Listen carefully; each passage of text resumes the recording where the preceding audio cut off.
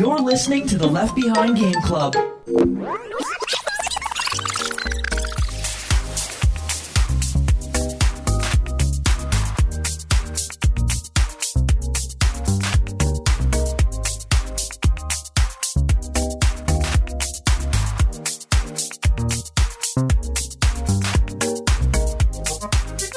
Welcome to the Left Behind Game Club, our never-ending attempt to make sure that no game is left behind. I'm your host, Shaken McCourt, and today I have three friends with me. The first friend, you know him, you love him. His name is Travis Colenutt. Hi, how's it going?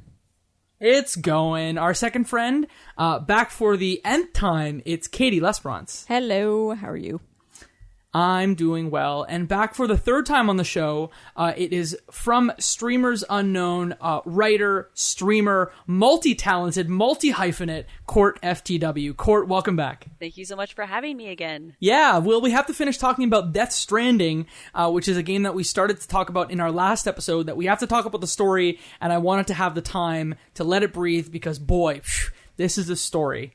Developed by Kojima Productions, published by Sony Interactive Entertainment, available on PS4 and PC. If you're listening to this and you haven't listened to our part 1 of the series, you might want to stop this, download that episode, and then come back here when you're ready. But Court, Travis, Katie, I am ready with my drink here to get right into this Death Stranding talk.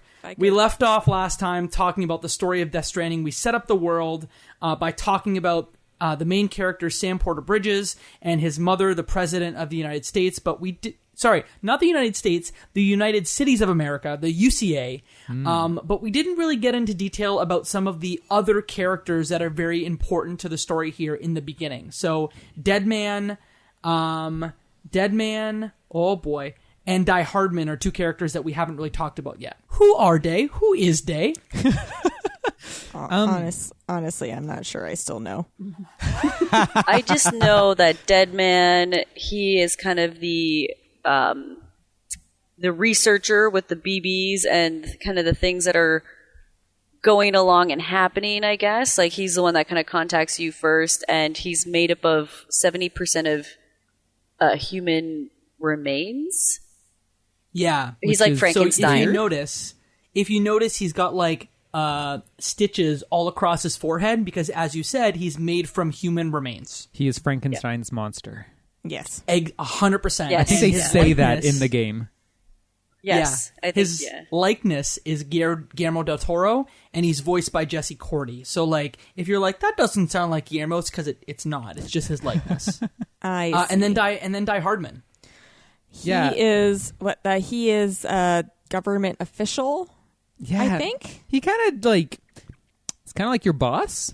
He's kind of like the president's right-hand man. He's kind of, he's pretty much the one pushing you to join the UCA to then keep connecting different parts of the country together. Yeah, I think his formal title is he's the commander of the Bridges Company, which is like the delivery company that Sam works for. Gotcha. But you find out more about his background later, that he was in the Special Forces, but we'll get into that. And he wears a black mask. He does. Yes. You don't see his face. Like, you don't really know what the deal is with him. Like, you don't really know anything about him.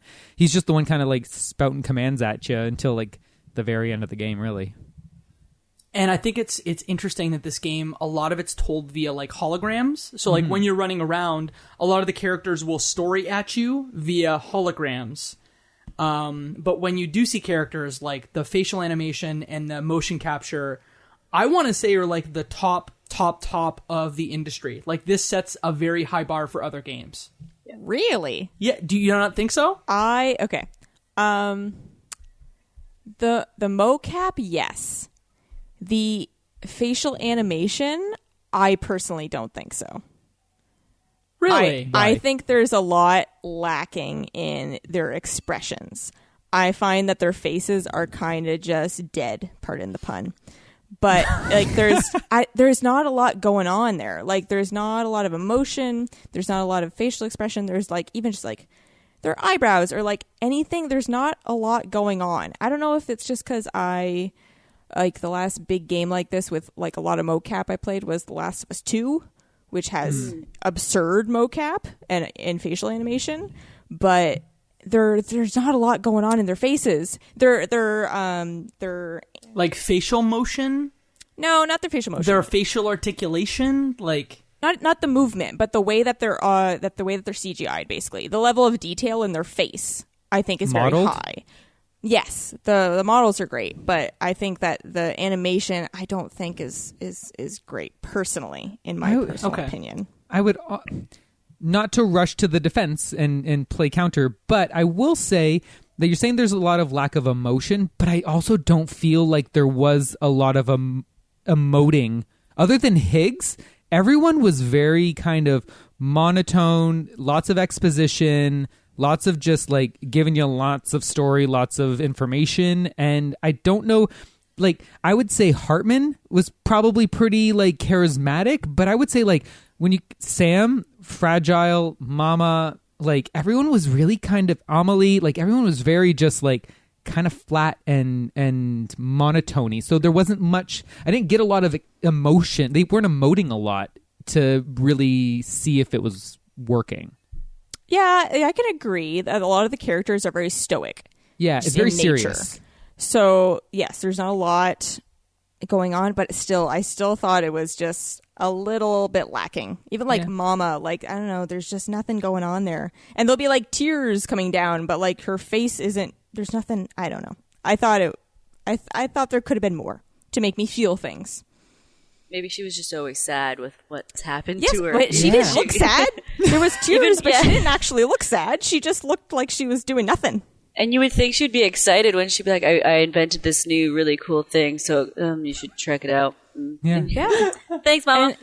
And that's like the voice acting that's stoic, but still, I don't know. Personally, it didn't hit me. You bring up a great point, though, about Higgs, who's played by Troy Baker, which, if you've listened to this podcast before, you know I'm an enormous Troy Baker stan. Well, who isn't? Yeah, right? But you're right that, like, he played his villain like a villain from Shakespeare. Comically, I just know, like, it was outrageous at times. But it worked. But it 100% worked in this story. He was licking people's faces. His exposition, he had, like, an Egyptian-style mask and, like, Egyptian-style kind of colors and outfit, and he was floating and popping everywhere, and I'm still like, this totally works. Troy Baker crushed this. The Higgs scenes were my favorite scenes by far. Yeah. I just wonder what it was like to have Troy Baker lick your face. Oh God. I'm sorry, Troy Baker or anyone, that's never good. You are quite the stan. No one should do that. Court's over here, she's with me. Yeah, I'm just like, do it. He is part of a militant separatist group called Homo Demons, which means madmen, and the whole group is essentially just trying to keep America broken and like destroy the work of the Bridges Company through violence. Yeah. He is who you think is the main bad guy through most of the game.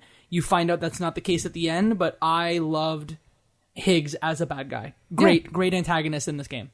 Yeah, he was great.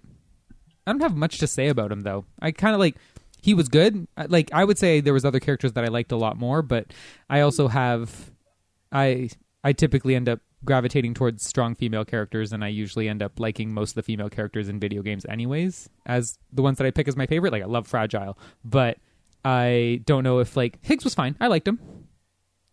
I thought Higgs, just the level of cruelty that Troy Baker brought to the character was like chilling.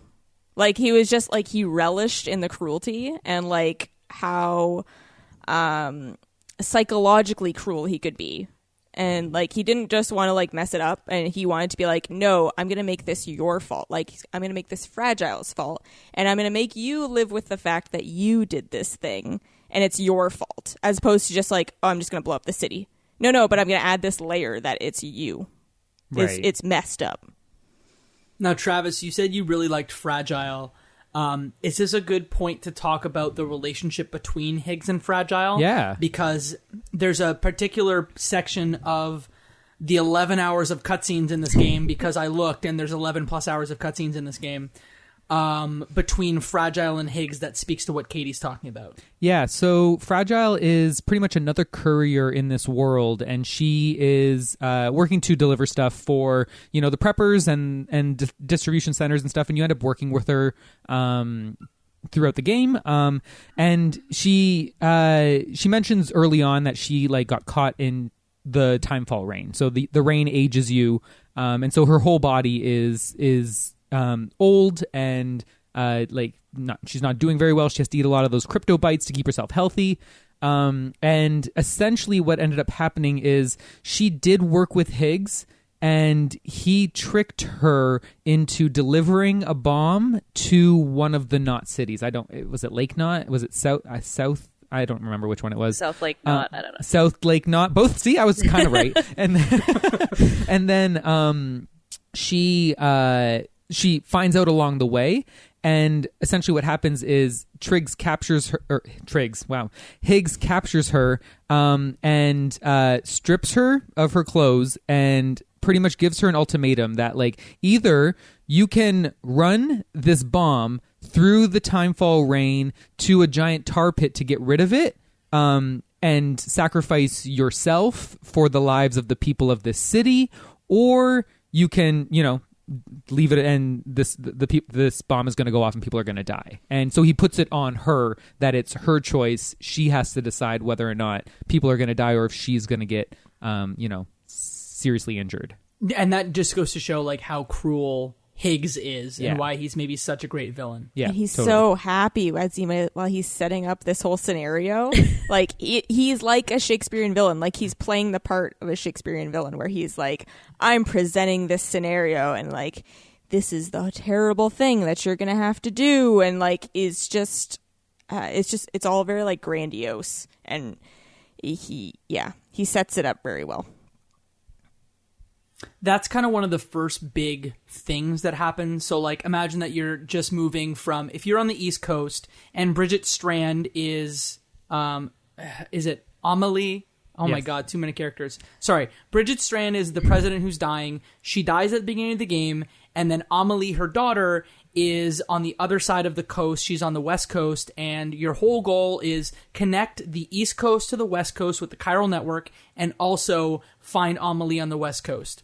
So you start moving from east to west, and one of your first confrontations with Higgs involves this mission with Fragile. But as you keep going, you discover more BTs, and then the story starts to unfurl from there.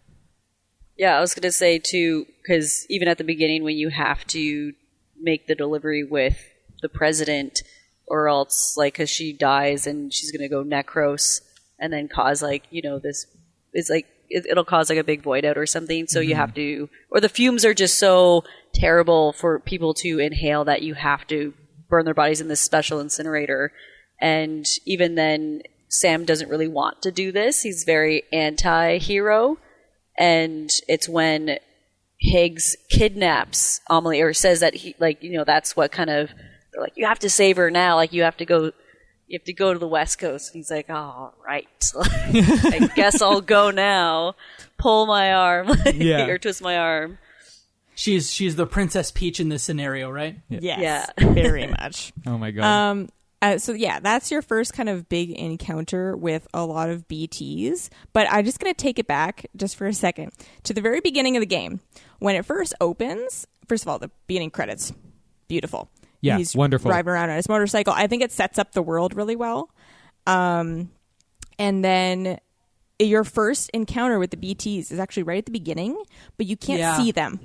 And you're in this cave, kind of hiding from the timefall. Because, you don't want to get old. So he's hiding in the cave. And then he kind of senses the BTs coming up. And you feel tense because he feels tense.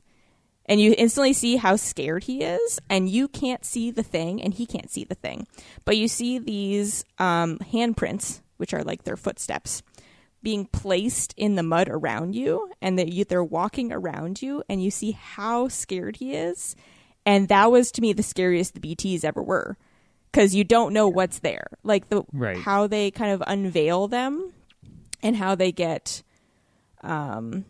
how the threat gets bigger and bigger through the game was well done to me, because it's kind of small at the beginning, and then it's like, oh, now when there's a void out, they drag you through the tar pits and then to this giant monster that's going to kill you. Like, each thing was like, oh, now this is happening. Now it's dragging me through the tar. Like, everything took me by surprise, because I went into this game very blind.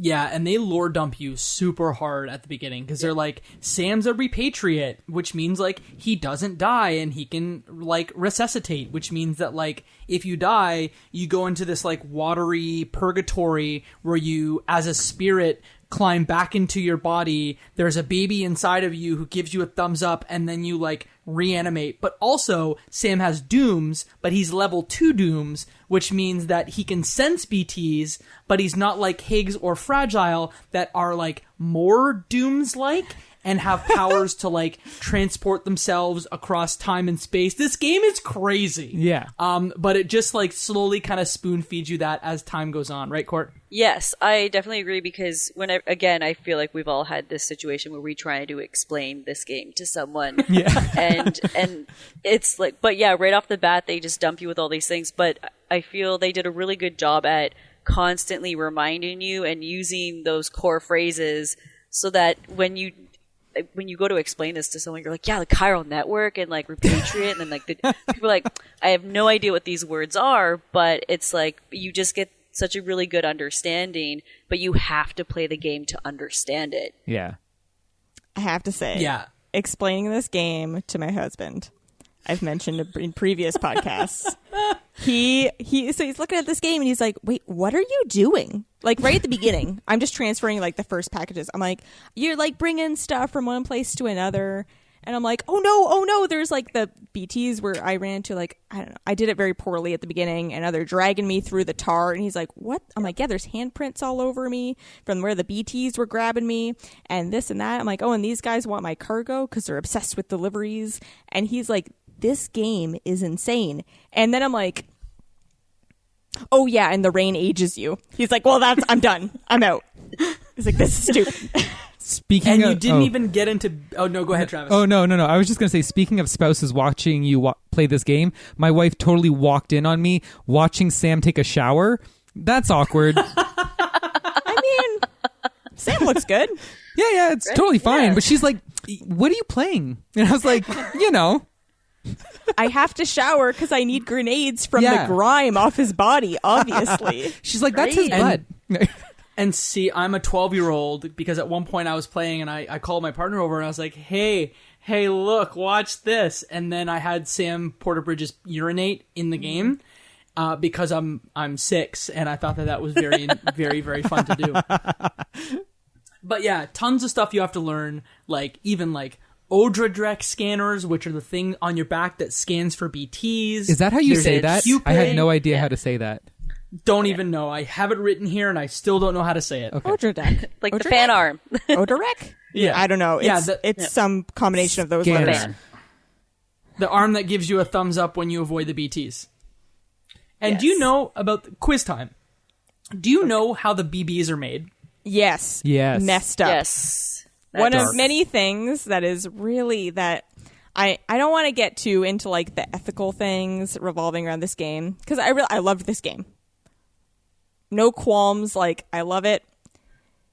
There are certain parts that it made me uncomfortable. The fact that so basically a mother who's giving birth, or who is late term pregnancy, who dies, but they mechanically keep her alive, basically in an ICU, to then birth this baby who, because the mother is dead, the baby has a connection to the world of the living and to the world of the dead. So they take these babies and put them in, like, a little container so they don't age, and then they use them. Yes, Courtney is holding up her BB, her precious BB.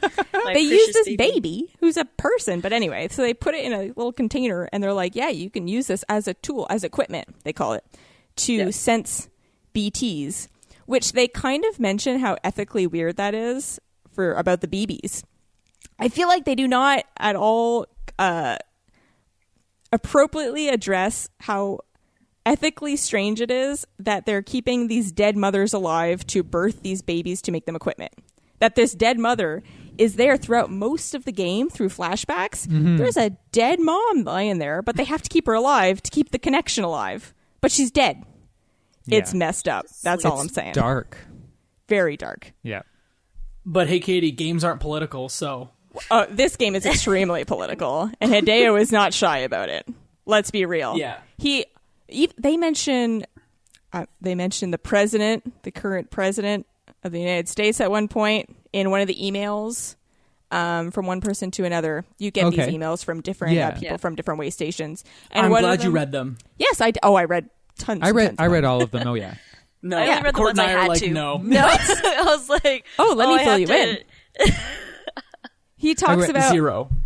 being like, the leader, or I forget what they call it, or the president of some other nation wants to build a border to keep out this other group of people, and like, tons of stuff like that. It's super political.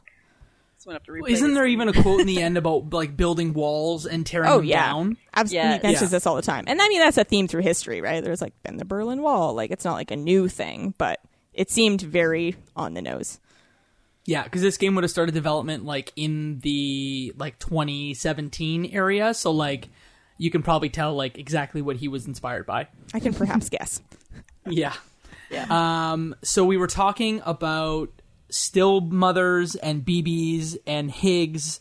So after you have your first confrontation with Higgs and kind of discover that there are these huge BTs, which are either whales or lions or dogs that come out of the tar to attack you, that's when you meet Mama for the first time and start learning about the chiral network, right? How about that? How about Mama and Lockne and Malingen?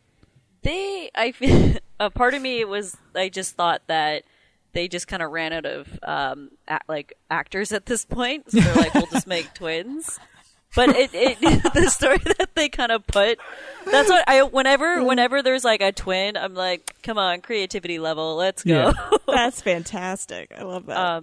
But obviously, but it's such a difficult thing to explain because a part of me really enjoyed the story arc of those two characters, but at the same time, I feel like it was a lazy like twist where they happen to be twins. So then when, spoiler alert, when Mama dies, Lockne takes over and it's like the same person. She's like, but she's here with me. And I'm just like, come on.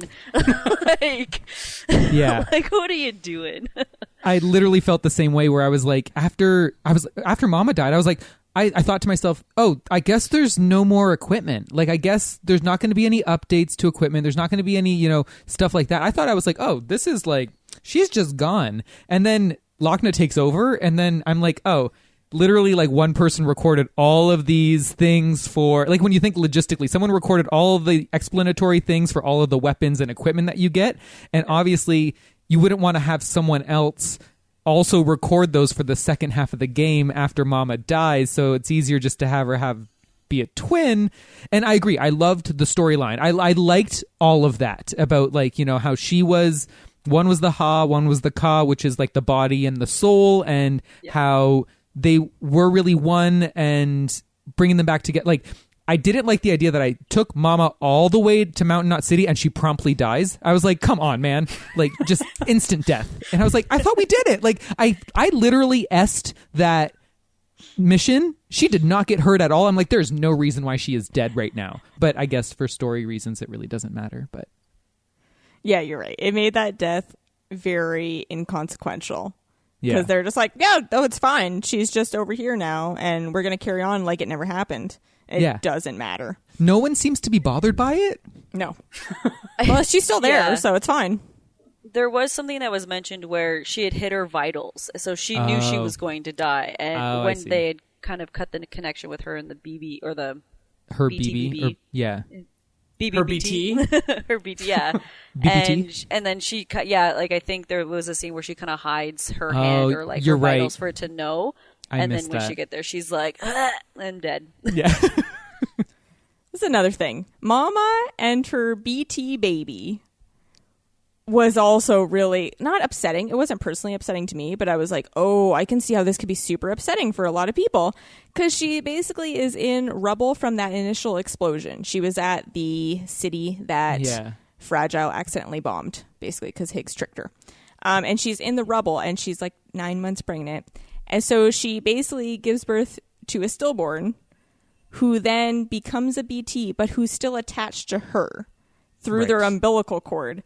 So there's this dead ghost baby hanging around her who's crying, and like she's still taking care of it as though it's a real life baby. And like, I don't know, it's just so dark. And I know multiple people, not me personally, but like I know multiple people who've had fertility issues, and I thought, this could be really tough stuff for someone to play through. It's super serious. Like, I could totally see why someone would be upset by that.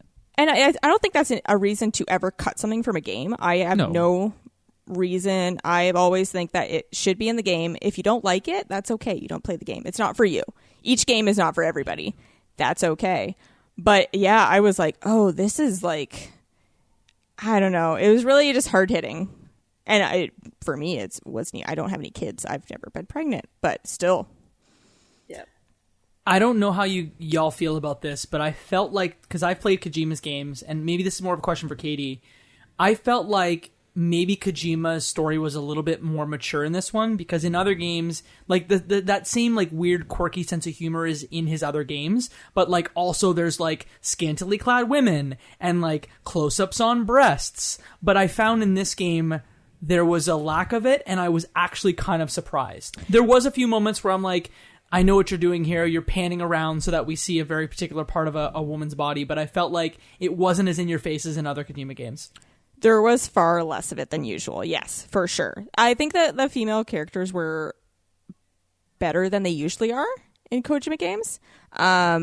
I just hopped back into MGS5, and then basically right out the gate, he's like lying in a hospital bed, and then a nurse leans over him and is like full blown thing of cleavage while he's like half dead in a hospital. Yeah, I was like, oh, that's right, I'm back.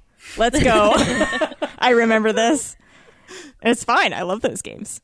But yes, you're right. I think there was a lot less of that. Yeah, but at the same time, like some very tough material in this one. The next section is around Heartman, who's a character who we've not really spoken about yet. He's played by Nicolas Winding. And essentially, he's a researcher that researches the Death Stranding, and he lives on a 21-minute cycle where he's alive for 21 minutes, and then he's dead for 3 minutes. Words. It's one of those things where I feel like maybe a lot of people would have gone through this during one of the Death Strandings, because, yeah, he had died, and then he had seen his child and his wife on the beach, but then was resuscitated and pulled back. And so he constantly stops his heart to go back just to spend time with them, I guess. Or try to find them. Try to find them. To look for them. Yeah, try to find them, yeah. And it also allows him to kind of have the same kind of superpower as Fragile, where he can transport to a beach as long as he's, like, there's some sort of thing that can connect it. Or different, the way they explain the beaches at the very end of the game had me the most confused with how they were able to find Sam at one point. Because, like, Heartman's like, yeah, I saw him from this part of the beach. I'm like, what? Where were you? Like, I was running for, like, hours. I think the beaches are connected because the chiral network connected them to Amelie's in some way. Something like that. I don't remember. No, it was like a baby and a gun. There's always a baby. Right. It was like so much, but yeah, with Heartman, it kind of gave him an extra little superpower in a way to get to the beaches, because not a lot of people could go to the beaches, right? Yeah. And I could see that as being, you're right, of being something that someone would experience where they physically saw their family walking away in a place, and they're like, no, I know there's a real place, like there's a real afterlife, because he saw it and he saw his family there. As opposed to just being like, well, they're gone and I don't know what happens to them. Like, I don't know what happens in the afterlife. But like, no, in this world, like, they know you go to this place. So he's like, I need to find them because I know that they're there. Like, I know I could hypothetically find them. he probably has the best time management skills. Oh my god, To get so good. research done within 20 minutes and then dies. Maximum efficiency. He is building all the zip lines. Yeah, literally.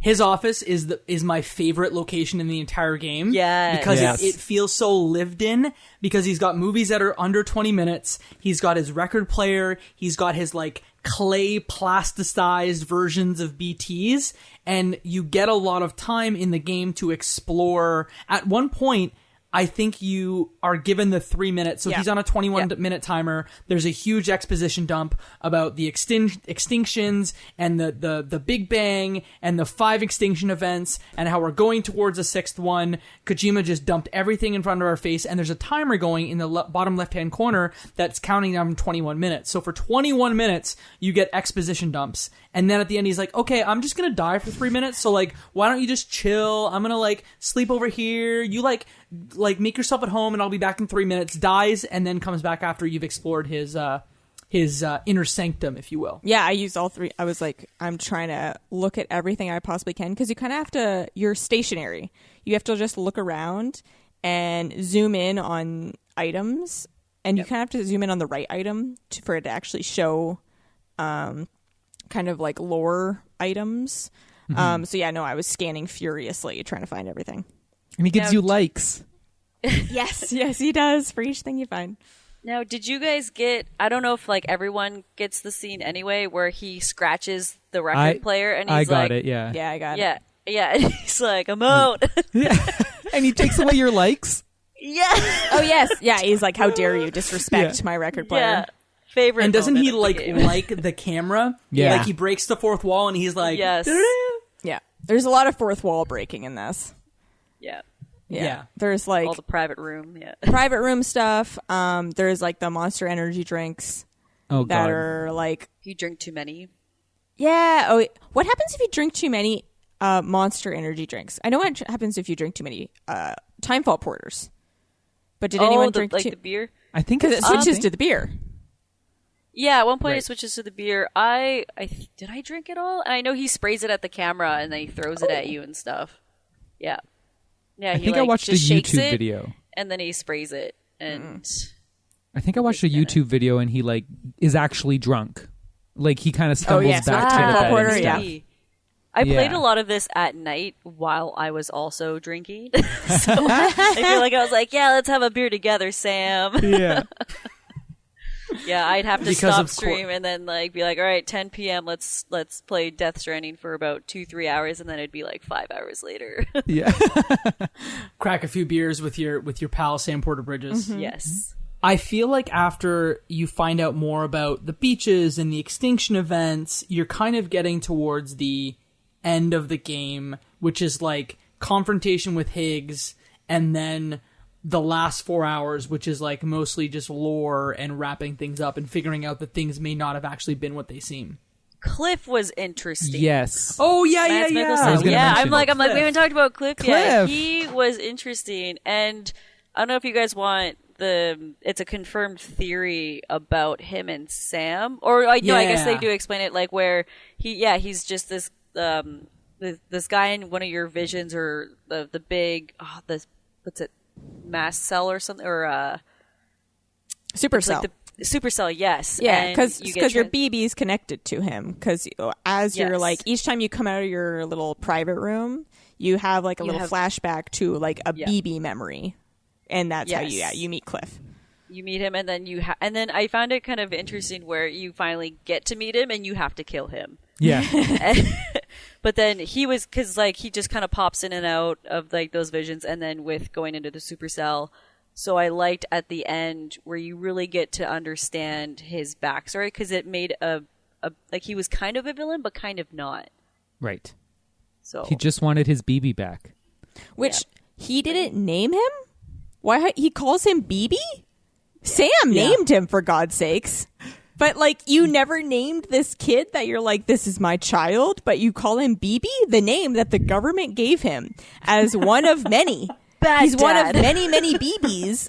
It was very strange to me that he's like, I want my BB back. I'm like, well, you could have named him. I want my baby back, baby literally. back, baby back, baby Okay, back. Jacob, you took that out of my. You literally just stole my joke. I'm not This is why we're kidding. friends. My hand is up, and I am ready to say, did anyone else think? I want my baby back ribs. Like literally every single time he said that. I'm so glad this is after I'm done with the game because I would never think of anything else now. That's Oh so no! funny. Yeah, you can't Every replay single it time. now. It's ruined. Baby back, baby back, baby back. I want my baby Because back. he's played by Mads Mikkelsen, who is like, I think besides Troy, like delivers the second best performance in this game, just because he does his Hannibal thing, where he's like, I'm gonna be very stoic and make this face and my voice, and you'll Like be everyone? engrossed. And I was engrossed. His intro scenes were my favorite, just like for his zombie crew to Yes. rise out, and then he's in the middle, and then they kind of do like a Sailor Moon formation. Oh my god, it's so good. And he's in the It's middle, so and he good. like pulls off his glasses, and I'm like, oh yeah, let's go, buddy. And like that happens so many times, like even in the same scenario of like you're in World War One, and it happens multiple times where he comes out of the tar and does that, and I'm like, wait, he's doing it again? Why am I seeing this again? I'm not complaining, but I like super confused as to why it played so Well, it's often. like in different eras. Like war is in different eras because the first Yeah. one is like World War One, and then by the end he's like modern, and he has his Yeah. night vision goggle thing, and like they've been modernized. Oh, yeah. that's neat. Did you I know- didn't even think of that. Oh yeah, because it's, Yeah, it's like the idea is World that War One, World War Two, Vietnam, or something like that. I Yeah. think, the three Yeah, the different end he ones. like clips down his little night vision goggle. because the deal is that like people who die like where there's lots of mass death, their beaches become connected together. And so Cliff's, because he was in a war, he wasn't in World War One, he wasn't in World War Two, he was in a there's traumatic death, and those beaches all get merged together, and that's why you were being pulled to his beach. But his beach belongs to everyone who was in a war because they're all linked together. That makes sense. Yeah. This video game. I could many talk about layers. it for a long time. There's a lot of stuff. So there are the three kind of instances where you go and you learn more about Matt's character. I can't remember Clifford Unger. That like he was U.S. Special Forces. He's got ties to Die-Hardman. He is tied into like the BB Project. He may have died during like the BB Project. Katie's laughing, but like. There's a lot that happens with Clifford Unger in this game. That's how I usually explain plots, so it's fine. Yeah. Apparently, the one Easter egg that you can get with him is if you play Death Stranding on your birthday, he sings you the song. There's a scene that you get. weird. Yeah, that's why I was like, is anyone's birthday coming up? Oh, no. Because you play as Sam, right? And that's your dad. And so if you play on your birthday, you get a scene where he sings to you the birthday. Oh my gosh. So He cool. gives you like a happy birthday, Mr. Burns or Mr. Burns. Happy birthday, Mr. Smithers. Happy birthday, Mr. Smithers. Old Simpsons references. Oh my god. Yeah. It'd probably be Oh, just as man. creepy, so it's fine. Yep. You know what my favorite part in this entire game is? When it What? turns into Shadow the Colossus. Oh yeah, yeah. And at the end, when the big giant walking guy, I ran one out of BT. ammo. Oh really? They give you ammo. Well, Don't they? I had to look for it. It Yeah. was like I wasn't prepared, and Yeah. it starts off, and I'm like, oh, I only have one gun. Oh no! And I started shooting it, but then it phases into the second phase, and I don't have anything left. And so I just started running around the area, and I found another assault rifle. I was Oh like, my oh, gosh. thank God! Yeah. Because So I had you- to restart it and be like, can I just start from the headquarters to get more weapons? And it wouldn't let me. It was like, oh yeah, there's a giant thing right there. I got to shoot it. Do you want to set up that boss battle? So like you get to the West Coast and Higgs is a problem and you have to take out Higgs because he's got Amelie. Do you want to set up what happens there, Courtney? Because it is so cool. It's almost. It was the most okay. So when I defeated that boss, I was like, "Is this it?" But just the whole scene itself, where he has Amelie, and then he transforms her right into this big monster thing that doesn't have a face. Instead, it's gold hands Creepy. that are kind of just this creepy monstrosity of a thing. and it doesn't do a whole lot except walk towards you, but you have to shoot at it, but you have to shoot at different parts of it because Higgs is controlling it and appears in different parts of the body and kind of taunts you a little bit, and it's just like Attack on Titan PTSD for me. Yeah, That's all I could think of too. Yeah, it kind of has Amelie like strapped to the heart of this giant monster. So you're kind of trying to not shoot Amelie and trying to shoot like the other weak points. At one point, actually, and they were like, I forget what it said. Either Amelie cried out or something. Someone commented that I shot. I was like, oh, I probably shouldn't do that. But it's like the biggest weak point. It was right there. I'm like, oh, I guess I'll find other spots. But this thing's enormous. It's very, very large. Enormous. Yeah. I felt like it was the final boss. Where there's a huge thing. I thought it was like the final boss. I thought this was. I went into it thinking like, oh, this is the end, and I was wrong. But I was actually glad it wasn't the end because I was like, this is kind of disappointing for a final boss. I felt like I was kind of just running around at its feet, shooting where I could, and I know it's Jacob very says impersonal. Yeah, Jacob says final bosses are difficult, but like, I would say this one is not. If this was the final boss, I would not have been impressed. It was impressive, but not personal feeling, like not like emotionally grounded at all. Not at all. But it was very large and impressive. Yeah. Yep. It was technically impressive. That like it was enormous, and it was literally like 25 feet larger or 25 times your size, and you're just shooting at it and you defeat it. Higgs transports you to his beach. Yes. And then you have like a fight where you throw suitcases at him. Love Is that it. I shot at. No, I punched him. I didn't throw Yeah. suitcases because there was lost luggage, but it sets like he just creates this monstrosity, and then he brings you to his beach, and he's like, "Let's duke it out." You're like, "Let's go." I punched him with luggage. Like I would grab a luggage and then hit him over the face with the throw it, luggage. yeah. You could. I didn't good realize you job. could throw it, but I would just like grab the luggage and then like smack him in the face with it. I tried to throw luggage at him like 3 times, and it went nowhere near him, like a 90-degree angle away from him. And I'm like, never mind. I'll just run up with the strand, which is like the original weapon, which is also, again, Kojima and his metaphors. You're coming at him with your strand. That's like the connector. And you have to, and I was like parrying with the strand and then punching and kicking him. I never used the strand, not Really? once. No, neither did I. I never peed either, which now I feel bad for. I never. The whole journey, just never letting him go to the washroom, except in a private area. I used Okay, at least you let him go. Yeah. I used the strand in mule camps when I was stealthily wrapping them up, like to Yeah, like so at the I would very beginning? hide. I would hide, and then if one got, I would sneak up to one, hold my breath, and like you'd be able to like incapacitate one, and then I'd kind of like run back to the grass areas. So at that Higgs battle, I felt like this because I had used the strand before, but I felt like it was my only option because every time I ran up to him without parrying, he would just like dodge or kick me back or block it. So I thought I had to use the strand. So how did you guys end up hitting him? I think I just ran around. Shot at him. Yeah, I would see his Cupid. But don't you not have a gun?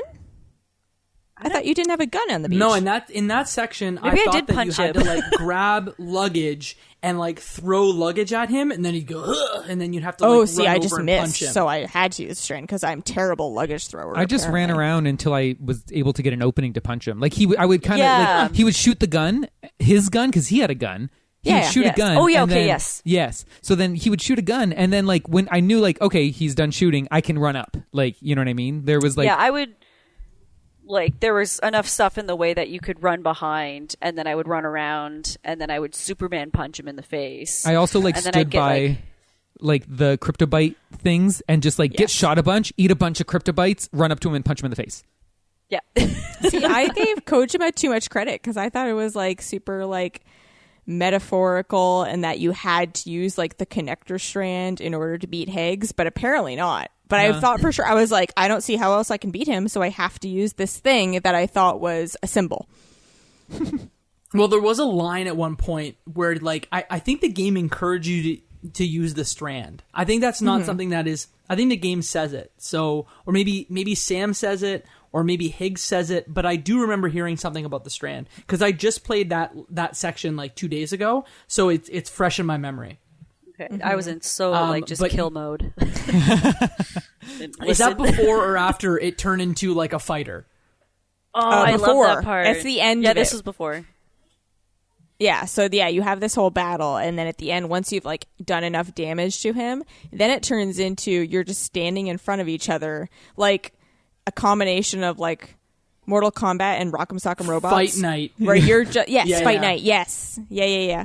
Where you're just throwing punches as quickly as you can, and you're just beating up, and there's actually like health bars at the top with your little name on it, and it's a callback to like.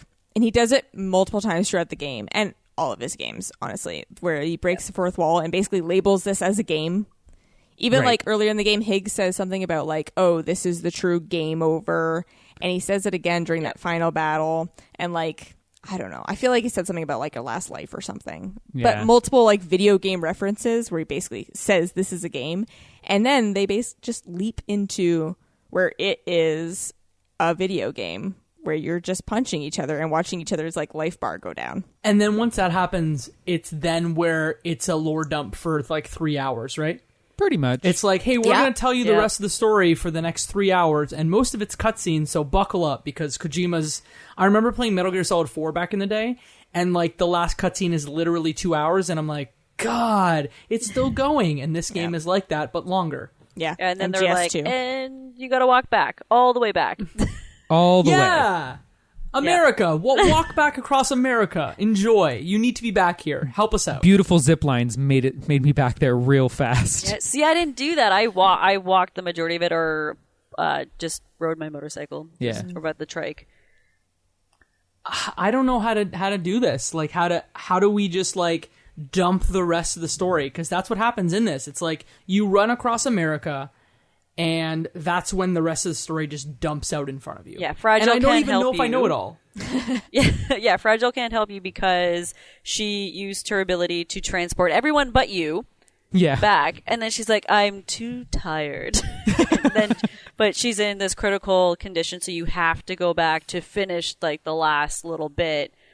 And I don't know, I didn't mind going all the way back. When I read that I had to walk all the way back, I was kind of really peeved about it. No, I liked it. But- I felt like it was like a good, like, now I've completed the trip all the way here. If I didn't go all the way back, it would feel incomplete. Like if I was teleported back all the way, like I felt like it was symbolic. And then also there was a lot of moments where you would then get like nice peaceful vistas with like low roar playing in the background along the way. And it was just like, you got to kind of see your, like everything that you did the entire way through.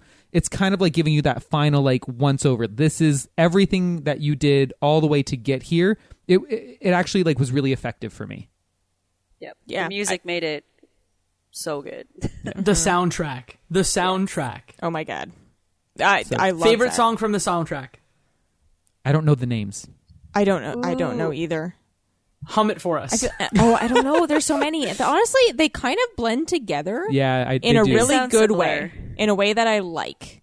Like they're all very similar thematically and just and sonically, and it just sounds really good. Like I literally this afternoon, I sat in my backyard and played the soundtrack, like the music from the game, because there's two actually. There's like music from the game, and then there's music made for the game.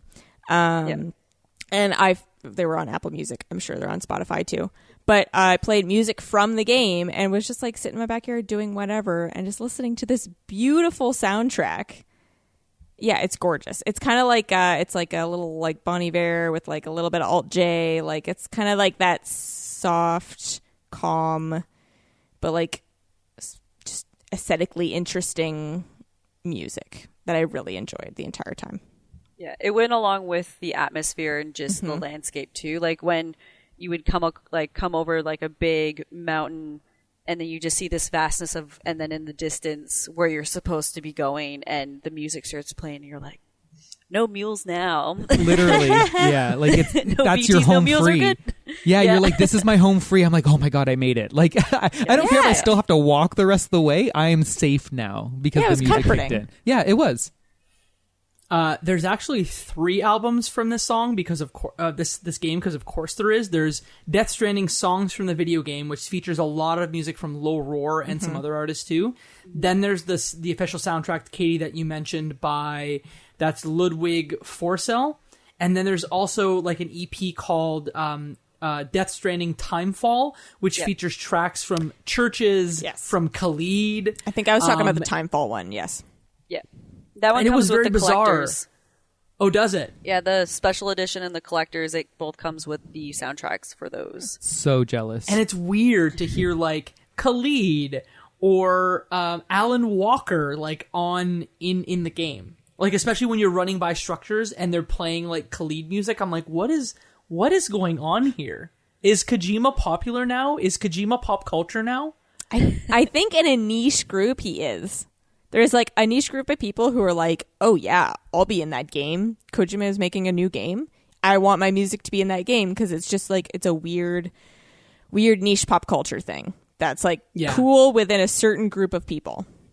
I just picture Jeff Keighley getting on the phone with Churches being like, hey, there's a new video game by my friend Hideo that you really need to be a part of. Yeah, man. But I digress. The dump of story involves Amelie, Die-Hardman, BBs, Clifford Unger. It involves everybody. And I don't even honestly know where to start with it. Do you want me to try? Yeah, please. Okay. Please. Do it, man. So, Amelie, who is Sam's sister, technically, whatever, like was called her sister the entire time.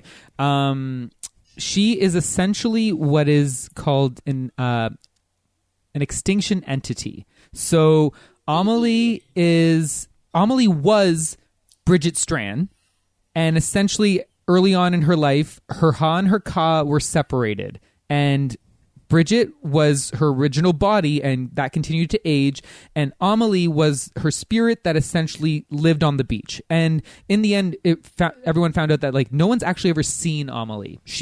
No one's seen her in real life. They've only ever experienced her through holograms. Turns out she actually is only on the beach. And Sam has interacted with her because she was on Sam's beach at certain points in time. So it turns out that she's actually this extinction entity that is supposed to bring about the end of the world, essentially. And there's been previous, extinction entities in the past. There's been at least 5. And she... Oh my gosh, this is more difficult than I thought. She Travis, you're really good at it. I remember when you great. explained to me the plot of Annihilation before the movie came out when you read the book, and I was like, ooh, this sounds amazing, so keep going. Okay. So, Amelie, they had the BB program. So I'm going to spoil it all if I can. Amelie's going to... they had the BB program. Essentially, Clifford Unger, BB... who his wife was dead, his child was the first BB. He's trying to escape with the BB, and you find this all out in a very, very long post-game cutscene. And what ends up happening is he's trying to escape, but they shoot him down, and Bridget Strand was the one who shot him down to try to stop him from escaping because he can't leave with the BB. She ends up actually killing the BB. She goes to the beach and finds the BB and resuscitates him and brings him back to life. In effect, that started progressing the Death Stranding even more so.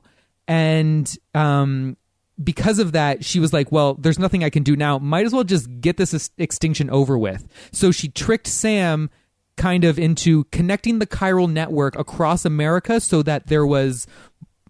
Oh my God. So there was, it's so hard. There's so much. Yeah, she tries to, he was tricked into connecting the chiral network across America so that it would pretty much like the chiral forces in the air, in like the world would be so powerful that it would just bring about the extinction. Because she was at a point where that's it. Connects everyone's beaches to Bridget Strand, aka Amelie, aka whatever the heck her other sobriquets are, connects their beaches to her beach, and her beach makes her more powerful. Exactly, and her beach is on its way to being destroyed, and because everyone's beaches is connected to hers, it will then bring about everyone dying. And I think that's pretty much the setup for the ending there. Oh my God. Good job, man. Good job. Oy, oy, oy. You did it. I think that covered almost everything. Yeah. So essentially, the final confrontation between Sam and Amelie is a hug. Yes. Which, I'm sorry. So, okay, so you have this long talk with Amelie where she basically is like, yeah, I'm going to do this thing. Like, I'm bringing this about, and you do what you want, whatever you think is right. And it's like, and you have a gun. And I think she alludes to basically, you can kill me if you want. Yeah. And then she starts walking away. Did What did anyone you else guys try do? to shoot her? Because I tried to shoot her right in the head. Nope. I emptied the clip. Yes. I boom, boom, And boom, then- boom, boom, like nothing. And then it just takes that away. Like, you do it, and then nothing happens, and then she turns around, and it's like you didn't even try to do it. Yeah. Like, it's like it didn't even happen. And I was like, why would you even give me the choice if you're going to pretend that choice never even happened? Yeah. Like, if you want your end game to be the same regardless, but you could still make it matter somehow or mention it in some way that I tried to do that thing. But it's like, nothing happened. We're just moving along with the story. But you gave me the choice. Why even give me the choice? A gun won't help here, but it still has a role to play. Okay, but I know. So, but then don't pretend I didn't try to shoot you in the head. I tried to shoot you in the head. I totally agree. The dialogue and everything really made it seem like you, as the player, had a choice. Like this she was choice saying, matters. Yeah, Like, she was this is a saying big deal Sam right has now. a choice, essentially. But like, Yes. it felt like I had a choice, and so I was like, "Do I let her walk off?" I thought, like, literally, like it would if she walked off into the explosion, boom, end the game, everyone Yeah. died. Or if I kill her now, then boom, crisis averted. But there wasn't even any kind of. I tried to. I was like, I sat there and I was like, do I shoot her? Do I shoot her? Do I shoot her? And I shot her, and then nothing happened. And I was like, oh, okay. That kind of like took the wind out of like the decision making sail. I was like, oh, I guess that was the wrong choice. But then there wasn't any consequence for me doing that either. I had a lot of like, I agonized, or I was like, I'm gonna shoot her, like, right? But then I was like, is there something else that I can do, that I can think of, that this gun can play a different role in some way? And I couldn't think of anything, so I tried to shoot her.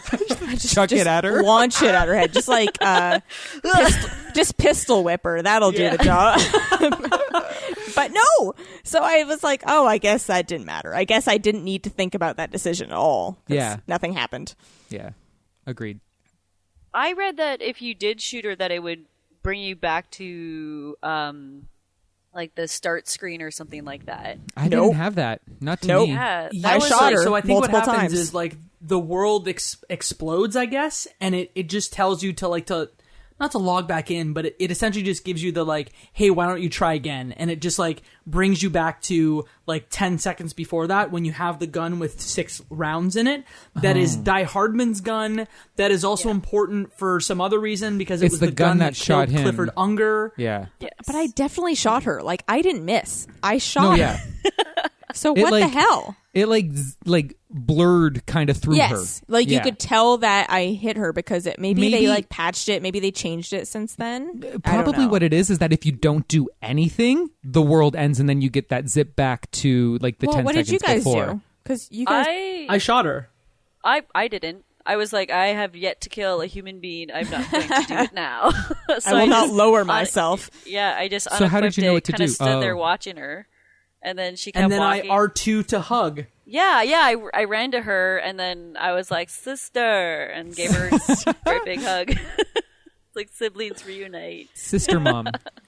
I'm like, Sister of Mom, yeah. course this game by Hideo Kojima ends with R2 to hug. Of course it does. Wow. I want more games that end with R2 to hug. Yep. Damn it. Wonderful. That's fair.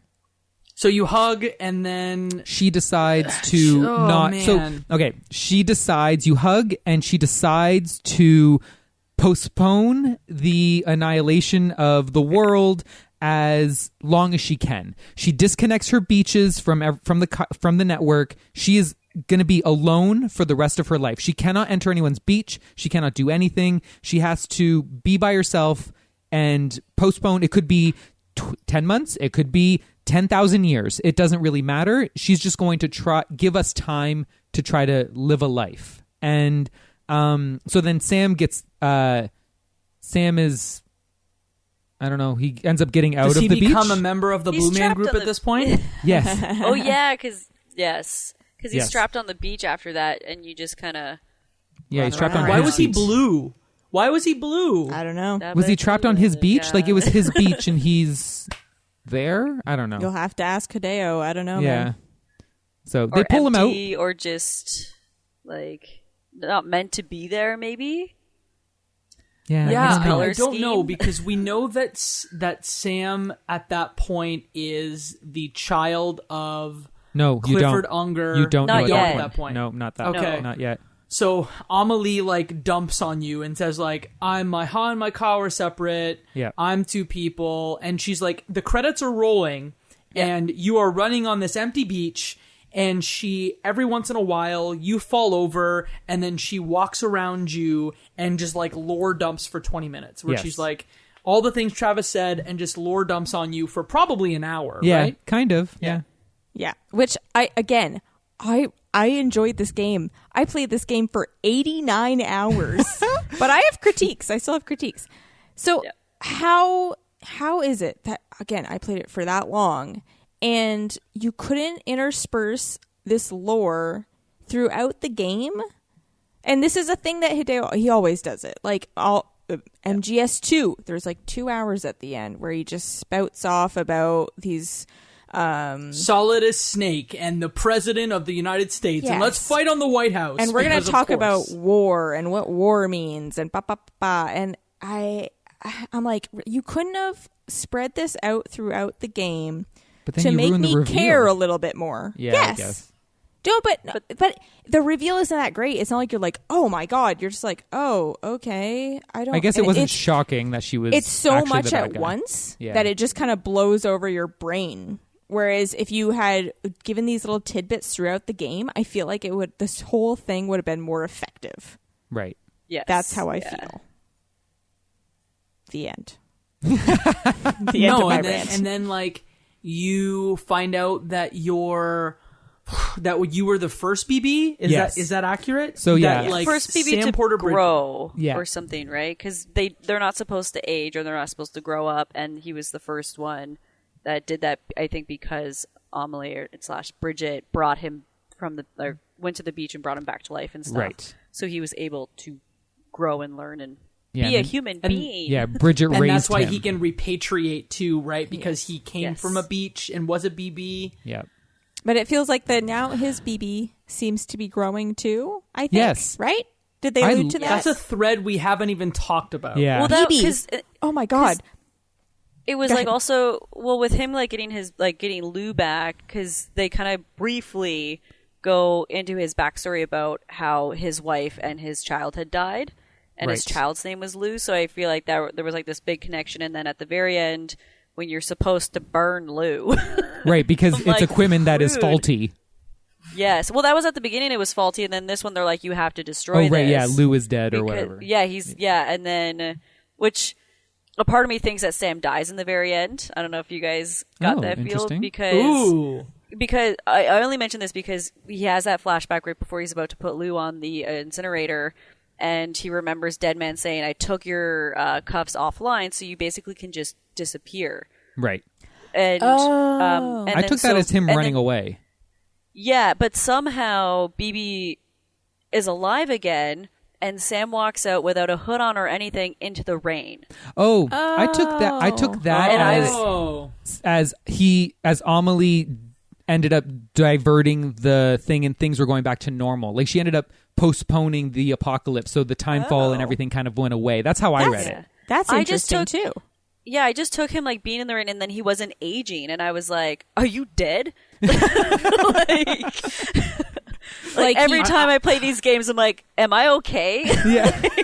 Like he relinquished his like hold. This is getting super Meta. weird. Yeah, Right. like his whole like his placement in the world and like gave it up to BB. Yeah. I don't know. Yeah, I took that as like man runs away because that's what men do. They just run away. He's wanted to be alone this with a entire child. game. He has not wanted to do anything. Like he has not wanted to do anything he was told to do in this entire game. Like this entire game, it was kind of weird because at the end when like you finally make it back to help Fragile and you see the group and everything like that, they're all like, "Oh, Sam, we're so excited to see you," and he does not care about them at all. Like literally, like Lockne runs up to him, tries to hug him, and he like just nonchalantly like shoves her off, and then just like pretends that she wasn't even there, and they continue the conversation. It was so awkward, but like he just does not like. It was weird because there was a sudden twist of like he's like, "Oh, you all mean so much to me, and I'm gonna do this," and blah blah blah. But I felt like it was almost unearned because Sam didn't express until the very end that he felt connected to these people. Everyone was telling him he was connecting people, but he didn't act like he was connected to people. Yeah. I feel like he acted like a little bit. Like when he would see Fragile, he would be like, "Oh, hey," like you could tell that he cared about her well-being. Yeah, but not anyone else. No, all the other ones were just like people that he met along the way. Yeah. Also, the whole backstory with his wife, who was pregnant or was he already born? I don't remember, but that she died, and therefore that's how he lost the person he cared about, and therefore he like isolated himself from everybody. I felt like I didn't need it. Like I felt like it was a cheap way for us to try and make us Connect care with about him? Sam. Yes. Yeah. It was just like the easiest way. It was like, well, his wife and baby died, so that's Feel why. bad. Like it was. That's why he's mad. It was like the easy route to try and get me there, and I didn't really like it. Right. To touch on Fragile, I almost wanted there to be somewhat of a romance because Me too. he didn't like touching, and she was like, "I have to touch you in order to, transport you." But I liked at the end when Amelie's there and she just looks at Fragile. She's like, "You're done here," and I'm like, Yeah. Oh, yeah. What? There was some jealousy sass there. like, Oh my she's- gosh. putting those like, "Oh, girl," like girl, seem literally like a mom Don't boy. get my brother vibes. Or mom. Like, Yeah, right. no, my son. Really? Yeah, It's his son. Right. We're That's his family mama. vibes, man. Oh, yeah. It was funny Show, because... like, throwing the shade. Oh, yeah, because Fragile's like helped you this entire way, and then you're just going to like, "Oh, bye, Fragile. Here's Amelie, who I really wanted the entire time." There was a lot of stuff going on there.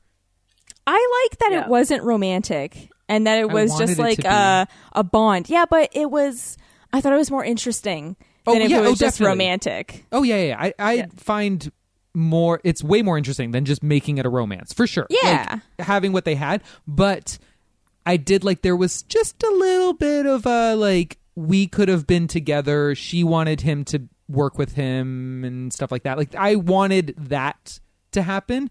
Like, can't they just raise Lou together? Like, come on, give me my Happy family. yeah, Here's the thing that didn't pay off for me that I was maybe a little disappointed with, and it was related to Die-Hardman. Like, I felt the whole time, like, I remember the shower scene between oh yeah, between Deadman and Yes. Sam, where like Steamy. they have this very intimate clothed shower where they have to talk in the shower because it's the only place they aren't monitored. And during the whole game, you get the vibe that like I thought Die-Hardman was going to be like the ultimate bad guy, Right. that like he's the bad guy we're setting up to be, that he is the one that's going to cause all the problem, blah blah blah. He actually is just like a puppet. He's not a puppet like Higgs is a puppet to Amelie, because Amelie was controlling Higgs. His story did not pay off at all. In that, He gets a like, crying moment. he killed Cliff Unger, I guess, but it wasn't really him because Amelie held his arm up to shoot Cliff Unger and the first BB. And even at the end, when like when Die-Hardman and when Sam Porter Bridges are having like their dialogue about like, you lied to me, like blah blah blah, he's like on his knees and he's like down looking at the ground and he's crying, and I still just the performance was great. It was like straight out of theater, but like the character didn't pay off for me. Yeah. And that was my biggest disappointment, was the Die-Hardman thread just not paying off. yeah. I would agree. Yeah, I didn't really care for him. Yeah, he was annoying. fine. He kept calling me, like, "Leave me alone, bro. I'm trying to deliver Yeah. stuff." Like, Sam, like, "No more, please." Can I skip this?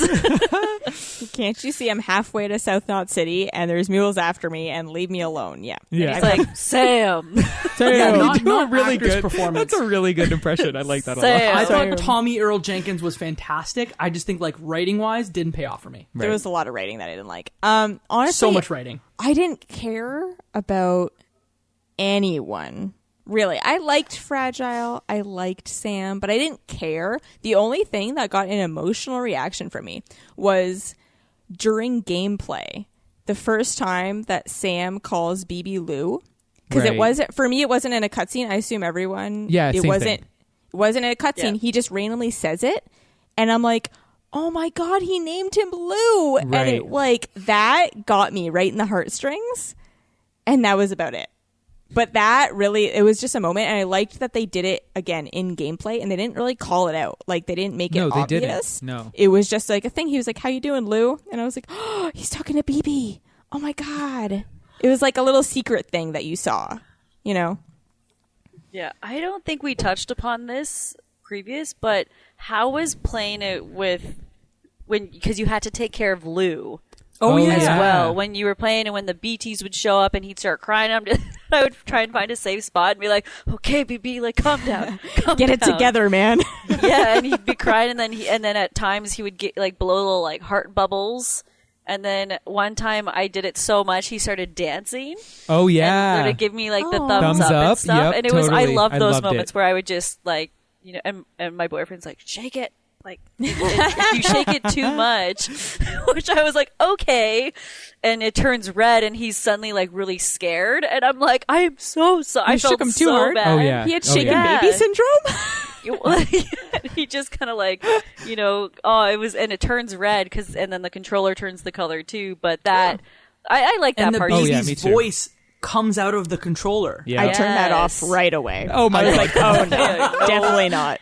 Demon child. Oh my god. I don't want to hear this from right in front of me. No, yeah. All of my paternal instincts were like firing on all cylinders. I was like, oh, baby fever. Here we go. Like, just going to rock my controller back and forth. Going to pretend this is a baby. Nice and Relax. gentle. Sing to Lou. You could Yeah. like whistle to him. Yeah, Yeah. I like those moments, like just sitting down and like just hanging out with Lou. I Or the agree. ones where you would kind of check on him in the private room, and Yeah. Dead Man's face would be Yeah. I'm like, this is Oh, God. terrifying. He manhandled BB or Lou way too much. He's like, oh, this is equipment. Yes. And he's shaking BB Oh, I around. know. And I I'm was like, like, don't stop touch it, BB. stop it, stop it, please. You're like, give him back. Yeah. Take your What are you hands off of doing? him. I know, right? Yeah, you're not his father. What are you doing? I'm Can his I bring real in dad.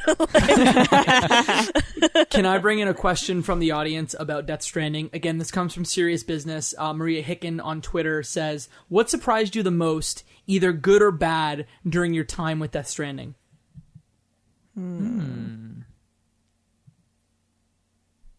I guess I'll start and just say, like, on a PS4 Pro, this, despite what you said in the last episode, Katie, I think this game, the cutscenes are just like next level. Like they looked like on PS4 Pro, like it was a television show. Like I could not believe it. And now I want to go back and like play Horizon Zero Dawn because it's on the same engine, and I just want to know if it looks the same because it looked incredible.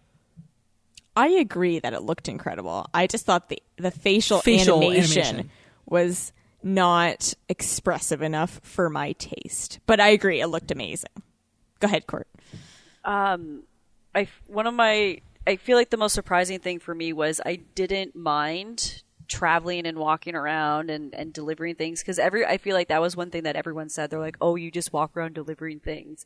But there was so much more you can do and different things you can customize to make it easier, or again, planning the route was really great. And I didn't mind like seeing the route and just being like, okay, I'm walking this far. This is going to be a huge journey. And it just was so much fun.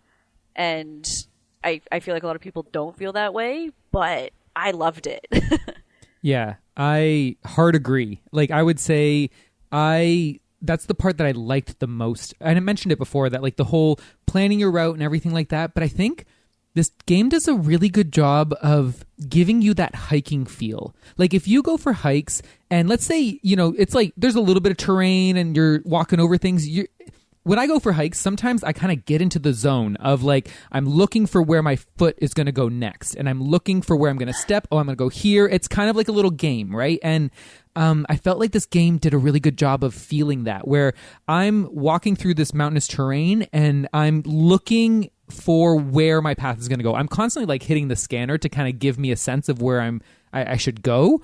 But that was the part that I liked the most. Even though it was slow and it was meticulous and it was, you're trugging along, I liked that a lot. And I was like, oh, I could perfectly put a ladder here. I could, here's a spot where I want to build this because it just works in where my brain is going. And maybe that's where you had problems, Jacob, because like those gameplay videos, you're just bolting it and like running straight through like everything. And I'm like, no, you got to like take it one step at a time, look for where you can step, where you can't step. Like, and so I felt like, almost every delivery I did, I got like an S rating, which I didn't fall nearly any time, I don't think, but I also took it very slow. I don't think I hardly ever ran other than trying to get away from like the big BTs. Like that's literally the only time I think I ever really ran. Or the bomb order too, where you had the time span, and I had the speed skeleton. And power walked my way. Oh yeah, I like sped through like on foot with on the roads as much as I could in that one, like just like booking it, right? And those were the only times I really like sped up, other than like when I was doing long things with like motorcycles and whatever. But that I really like that aspect of it too. So I totally agree with everything you just said, Travis. But so something that surprised me, I don't think that anything about how I felt surprised me. I felt kind of how I thought I would, but the way that certain things in the game just surprised me, like the way that just the BTs act, or the way that the camera shifts when it's pulling you through and you're getting splatters on you, and the way that you have like all these black handprints all over you afterwards, after you like get away, or when the first giant like lion looking BT jumps out, I found myself surprised by what was happening. Right. Like, and I like that. Like, anytime something's happening, I'm like, oh, I've never seen this before. Like, this is a new thing that I have not seen, that I'm like, what else is going to happen? Like, when I get to this next part of the game, what crazy thing is going to happen? So I found myself surprised throughout the game, and I enjoyed it a lot. It's like that attention to detail, like you said, the handprints on him, and like all these little tiny things that you're like, this really feels interconnected. Like everything has been thought out. Even like people look at this thing and they're like, this game is nonsensical. Like story wise, it's nonsensical, but really it does make a lot of sense. Like if you kind of take a step back, like the story isn't that complicated, but every detail seems to be so like cared for, And some things even make sense, even though they don't make sense. Right. Like some things, like his, it's true. Like the chiral crystals coming out of the ground, and their hands. They are like little sculptural hands made out of chiral crystals. And chirality is, when two things that are, if they're mirror image, they don't match up. Like they're, which are your hands. That's like a perfect example of chiral blah blah blah. Mm-hmm. It's like shows up in chemistry, and like things that are chiral are mirror images, but they don't match up if you lay them over top of each other. And they're hands. So a perfect example of chiral things are hands. So the crystals that doesn't make any sense. Yeah. It doesn't at all. But you're like, oh, it at least connects to each other. Like he tried to do something that connects, and like I don't know, and like you could go down the mountain and like roll that thing down the hill, and like this leads to this and this leads to this. Again, it doesn't make sense, but it kind of does. It connects. So I appreciate that. Yeah. Didn't those like the hands that pop out of the ground where you could, grab them and stuff? Wasn't that when you kill BTs? That, or they just popped up on their own sometimes. Like if it was raining a lot, if like chiral matter, if like, cause the rain was like part chiral matter or whatever. They were a good indicator of BTs coming up. Yes. If there was a lot of them, yes. Yeah. I was watching part of Jeff Keighley did like an hour special about Death Stranding. It's on YouTube. And he interviewed all the cast and then Kojima. And one thing that like struck me when I watched it was that I think for years what Norman Reedus said is that Hideo Kojima didn't write anything down. He's like, all the story is in here. For like the first year, it was all in his head, and he didn't write anything down. And I think that works and doesn't, because like if you have one person crafting a story, they know exactly where everything's going and exactly every single piece of it. But at the same time, if they aren't bringing in external perspective, maybe some of it doesn't make sense. This is such a fantastic thing that I am so happy that exists, but it is 100% not for everyone. Oh, for sure. absolutely. You're right. When there's no one else to look at your work, there's no one to critique it and to like point out the places where you kind of meandered off or places where you could have improved.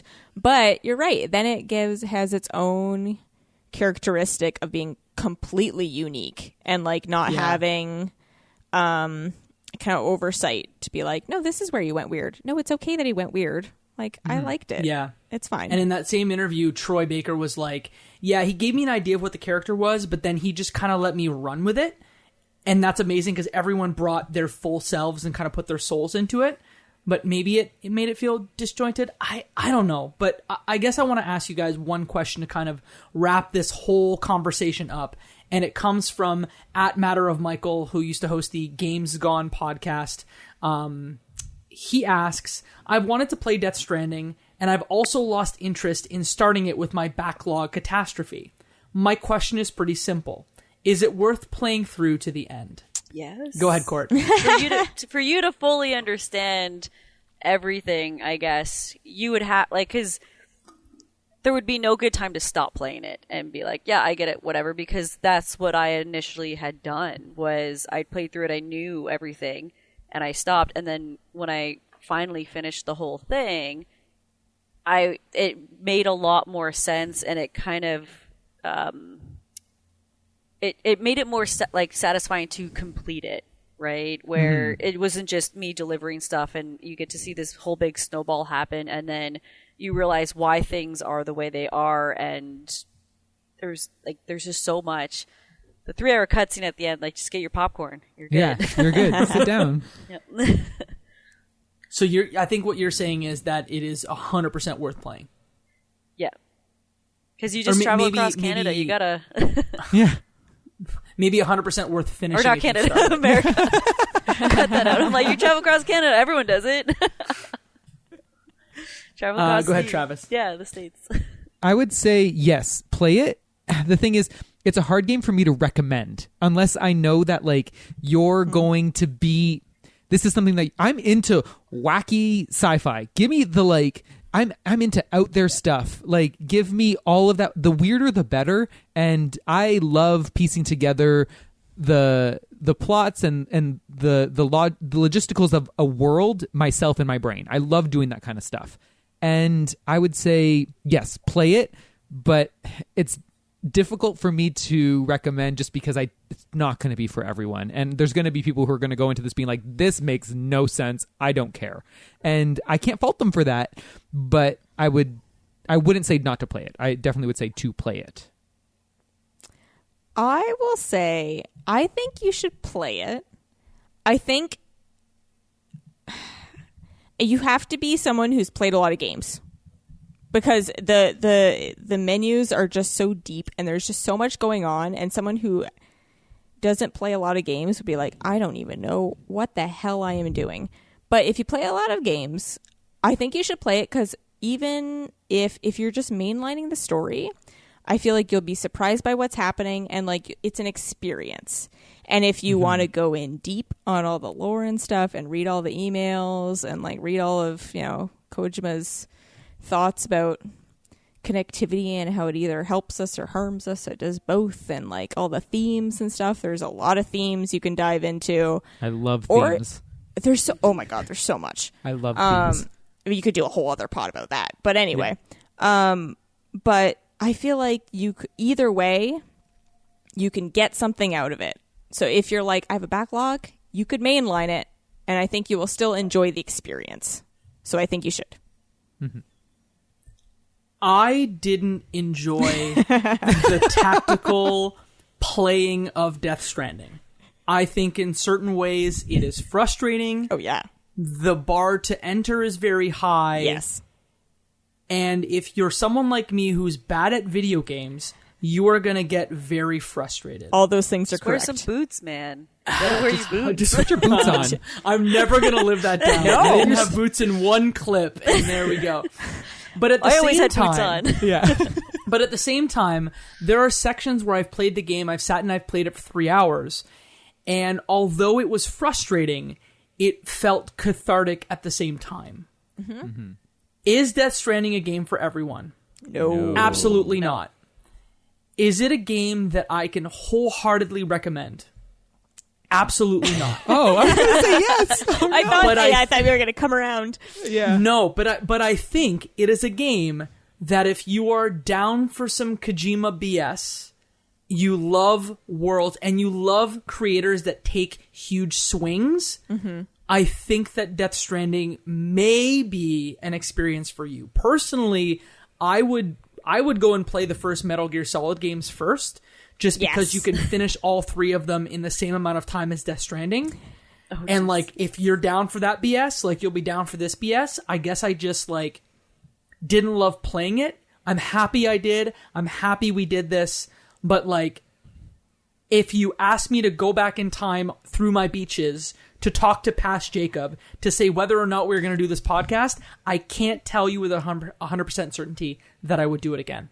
I was surprised that you wanted to. Yeah. But anyway, moving on. Go through the beaches or play this game. Play this game. For me, when it came to recommending this to other people, when they would ask me, "Oh, like what about Death Stranding?" I would just always tell them it's about a mailman and stuff gets weird. Done. So if you're down for weird stuff happening, this is it. And you better be okay with a lot of menus. Yes. Do you want to hear my alternate takes for Fast Pitch? I wrote a bunch of them out. Oh, here we go. Oh, Okay. fire, rapid fire. Let's go. Yes. Here are my alternates. Kojima made Evangelion. Oh my God.